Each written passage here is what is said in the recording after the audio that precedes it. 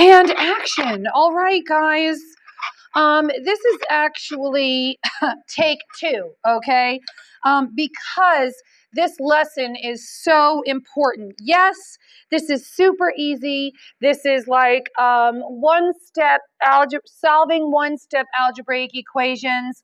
I get that. It's super easy. However, it's not, when we get into multi-step algebraic equations, what's most important is the concept, is the understanding, and is the approach behind what we are doing here, okay? So in order to solve an equation, we need to get the variable all by itself. And so you've already titled it, you've already written down these examples. I'm going to put another example in here because I want you to see that there are three examples with fractions. Okay, I might as well just, write this in right now and do 3 over x equals 4, okay? So we have three different examples with fractions that we have to address. I mean, with fractions, students just go blah, okay? So we have to make sure we take care of that. But just like we did with adding and subtracting with one-step equations, okay, I want you to circle the variable. Get in the habit of doing that only because it visually tells you that this is what we're solving for, and this is what we need to get all by itself, okay? Meaning, if there is anything connected to it, whatever's connected to it needs to be moved to the other side of the equal sign, keyword there, moved. And how do we move terms to the other side of the equal sign? By doing the opposite operation, okay? The opposite of what we were given. Okay, and that's whether it's one-step, two-step, or multi-step equations, okay? So here we're just dealing with one step right now. So here we have 4 times x. So is that x all by itself on this side of the equal sign? No, it is not. What do we need to move to the other side of the equal sign to get that x all by itself? The 4. How do we do that? By doing the opposite of what we were given. Well, what were we given here? We were given 4 times x. What is the opposite of times? Divide. So what are we going to divide? We want to divide by what we want to move. And what do we want to move? The 4. So we're going to divide by 4, and whatever we do to the left side of the equal sign, we also do to the right. The 4's cancel, and then x equals 3. 12 divided by 4, x equals 3. Okay? Super simple. But I want you to listen to the mathematical approach, thought process, and reasoning behind what it is that we're doing. Because like I said, when we go into two-step, which is the next video, we're still going to have to apply the same concept of doing the opposite of what we were given, okay? So here are 3 different fraction examples, okay? Do not fear. If you look at this, what do you see the difference is between this example and this example? What is the difference, okay? Hopefully you can see that the variable is in the numerator in this example, and the variable is in the denominator in this example. So we have to handle them 2 different ways, okay? So, again, circle the variable, okay? So, we want to get that variable all by itself. Is that variable all by itself? No, it is not. What is attached to it? This 4 that is in the denominator. So how do we move that 4 to the other side of the equal sign?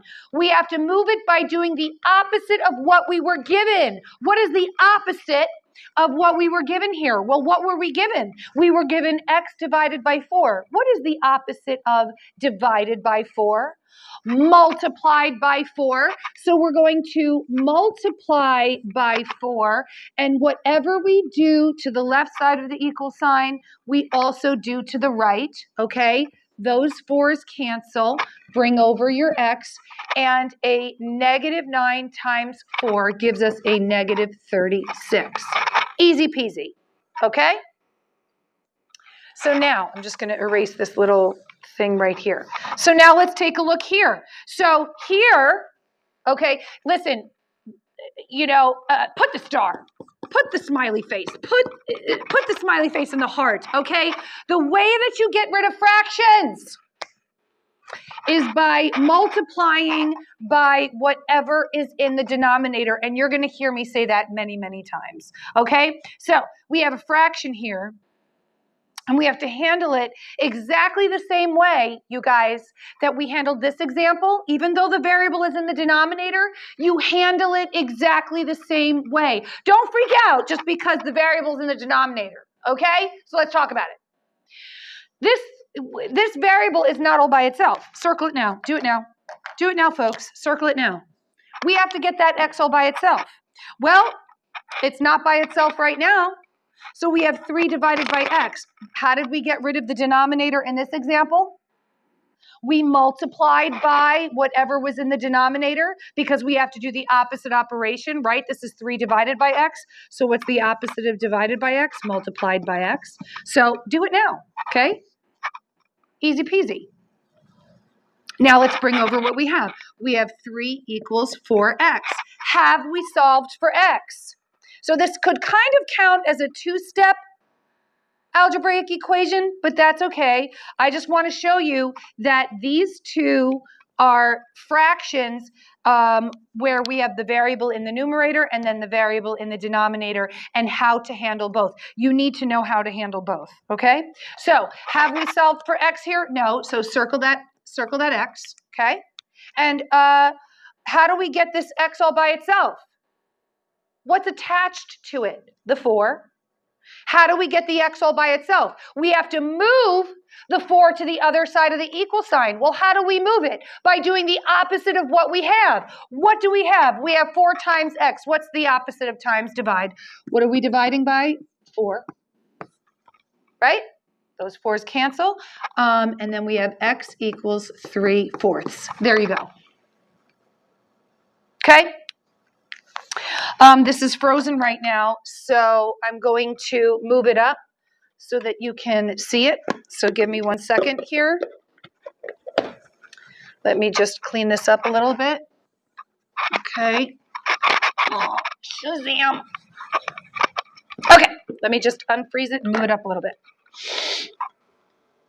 Okay, last example. And this is our next video, solving 2-step equations. So let's get that out of the way for a second and make this a little bit bigger.